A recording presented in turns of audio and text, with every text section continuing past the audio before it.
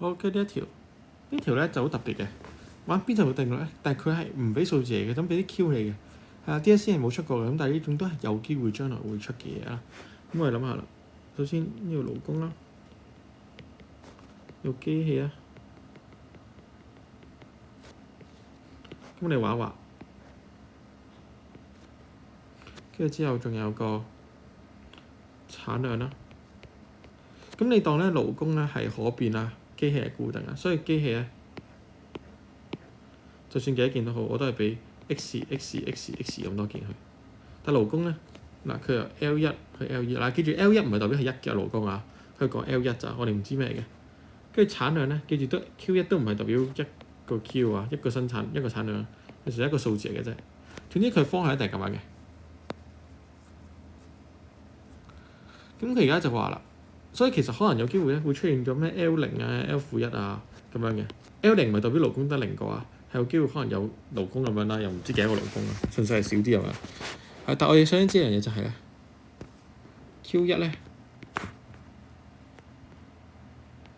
去 Q2咧係會上升嘅，而 Q2咧去 Q3咧都係會上升嘅。咁所以我哋知一樣嘢就係咩咧？而家佢係喺呢一個位已經出現咗遞減定律，已經生效。佢呢個位已經生效咗嘅話，係咩意思啊？即係其實有機會就係 Q1。我哋如果假設有個數叫 Q0啊，即係佢上一個數啊，係 Q1 減 Q0係咩㗎？邊際咯，係 L1 嘅邊際咯。就正常嚟講係應該會大過 L2 嘅邊際。L2 邊際就係幾多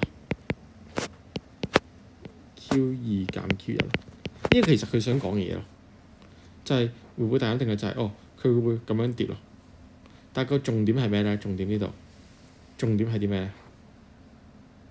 你冇呢個答案。佢呢度只係有啦 Q2 減 Q1 細過 Q1，但唔係啊，係細過 Q1 減 Q0，因為我哋冇 Q0 呢個數啊嘛，所以我哋咧佢如果佢有講埋 Q0 呢個字咁啊啱，所以 B 已經係錯咗。咁 A 呢個咩嚟㗎？A 其實呢個係一個平均嚟嘅，咁平均大過細過咧，其實係唔重要嘅，我哋唔着重呢樣嘢，所以 A 呢個唔關事。Q3 大過 Q2 大於 Q1，咁呢一個啱唔啱咧？係啦，嗱，其實某程度上呢個咧，嗱呢條咧我有少少出得差咗嘅，應該叫做改變字嘅，係啦。所以你話 D 呢個啱唔啱咧？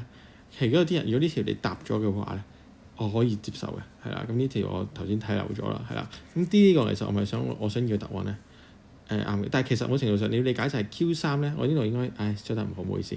係 Q3咧係可以細過 Q2嘅。如果呢度改翻做改變字啊 Q3啦，係啦，增加至 Q3就呢個字就用得差。所以如果呢度係改變至 Q3嘅話咧，咁呢個 D 咧係唔係答案？咁我個效果係想做 D 唔係答案啦。所以呢條咧呢條如果做 D 嘅話，你都可以當自己啱嘅，係啦。好，咁但係 D 唔一定答案嘅。點解咧？因為 Q3咧，如果佢係改變字嘅話咧，咁你要理解就係 Q2 開始跌嘅話咧，Q3係可以呢度如果 Q2 係10嘅，Q3係可以係9得嘅。咁最緊要係咧 Q1 如果呢度係8嘅話咧，咁呢度 Q0咧就要係5咁樣咧假設。咁呢度佢嘅邊際就係3，呢度嘅邊際就係2，咁呢個邊際係-1。總之要細過個2就得㗎啦，係啦，個邏輯係咁樣。好，跟住又話 Q3 減 Q2 少於 Q2 減 Q1，呢個啱唔啱咧？Q2 減 Q1 呢樣嘢，細個啱唔啱咧？呢個係啦，咁呢個數啱唔啱咧？係啦，呢個數咧你要理解係啱嘅。點解咧？我哋唔係話個條件淨係得呢一度嘅啫咩 ？Q1 減 Q0 要呢個咩？其實唔係嘅，你要理解開始遞減即係咩啊？我哋之前出過份模，即係份 quiz L2 嘅邊際都係要大過 L3 嘅邊際，因為開始遞減嘅話係每一個數量都會跌嘅，所以 L2 嘅邊際係咩啊 ？Q2 減 Q1 咯，而 L3 嘅邊際就係 Q3 減 Q2 啊。所以係每樣嘢都要跌嘅，所以答案係 C 嘅。咁但係當然如果你專係做 D 嘅話都得嘅，因為我出得衰，係啦，我唔寫錯咗字，應該寫改變係啦，唔好意思。好就係咁樣。